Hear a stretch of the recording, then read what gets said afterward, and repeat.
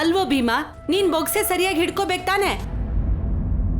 ಮತ್ ನೀನ್ ಅವ್ರನ್ನ ಮುಟ್ಟಕ್ ಹೋಗಿದ್ಯಾ?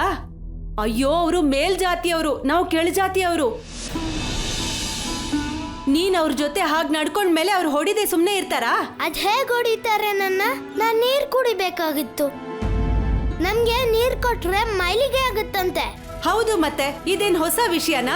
ಇದು ಎಷ್ಟೋ ಕಾಲದಿಂದ ಹೀಗೆ ನಡ್ಕೊಂಡ್ ಬಂದಿದೆ. ನಮ್ ಜನಾಂಗದವ್ರನ್ನ ಅವ್ರ ಜನಾಂಗದವ್ರು ಹೀಗೆ ನಡ್ಸ್ಕೊತಾ ಇರೋದು. ಇದೇ ಸಮಾಜದ ರೀತಿ. ಆದ್ರೆ ಯಾಕೆ ಹೀಗೆ? ಭೀಮಾ, ದೊಡ್ಡವ್ರಿಗೆ ತಿರುಗಿ ಪ್ರಶ್ನೆ ಕೇಳಬಾರ್ದು. ಯಾವಾಗ ಮಾತಾಡ್ಬೇಕಿತ್ತು ಅವಾಗ ಮಾತಾಡ್ಲಿಲ್ಲ.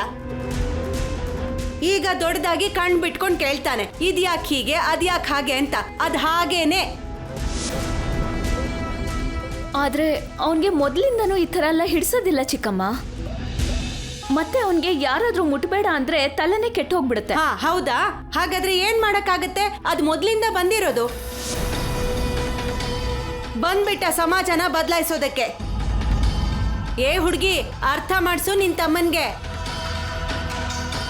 ಪ್ರಪಂಚ ಹೇಗಿರುತ್ತೋ ಹಾಗೆ ನಾವು ನಡ್ಕೋಬೇಕು. ಅವಾಗ್ಲೇ ಎಲ್ಲ ಚೆನ್ನಾಗಿರತ್ತೆ. ಅದಕ್ ವಿರುದ್ಧವಾಗಿ ಹೋದ್ರೆ ನಮ್ಗೆ ಯಾವ ಅಸ್ತಿತ್ವನೂ ಇರಲ್ಲ. ಹಾಗ್ ಮಾಡ್ಬಿಡ್ತಾರ ಅಷ್ಟೇ. ಏನಾದ್ರೂ ತರಲೆ ತಗೊಂಡ್ ಬರ್ತಾನೆ. ನಾನು ಬುದ್ಧಿವಂತನೇ. ನನಗ್ ಬೇಡ ಇಂಥ ಸಮಾಜ. ಅನ್ಯಾಯ ಮಾಡೋ ಜನ ಯಾರನ್ನ ಮುಟ್ಬೇಡ ಅಂತಾರ, ನಾನು ಅವ್ರನ್ನ ಮುಟ್ಟೇ ತೀರ್ತೀನಿ. ನಾನ್ ಕೇಳೋ ಮನುಷ್ಯ ಅಲ್ಲ. ಯಾರ್ ನನ್ಗ ಅಂತಾರ ಅವ್ರಿಗೆ ನನ್ ಕೈ ರುಚಿ ತೋರಿಸಿ ಅವ್ರ ಕೈ ಕಾಲ್ ಮುರಿತೀನಿ.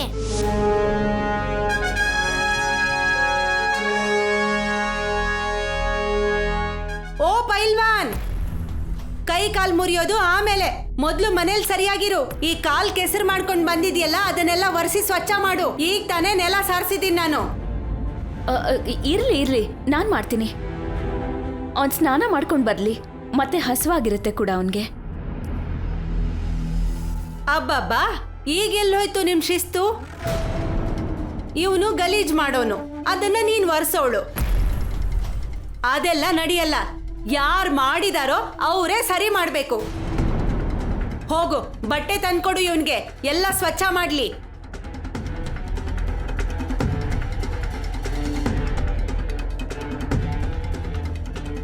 ಎಲ್ರೂ ತಲೆ ಮೇಲೆ ಕೂರಿಸ್ಕೊಂಡಿದ್ದೀರಾ ಇವನ್ನ?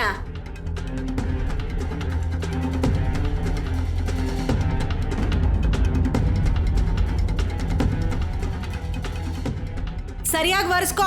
ಹಾ, ಮನೇಲಿ ಕೊಚ್ಚೆ ಕಾಲಿನ ಗುರುತು ಸ್ವಲ್ಪನೂ ಕಾಣಿಸ್ಬಾರ್ದು. ಸ್ವಲ್ಪನೂ ಶಿಸ್ತಿಲ್ಲ. ಭೀಮರಾಯ,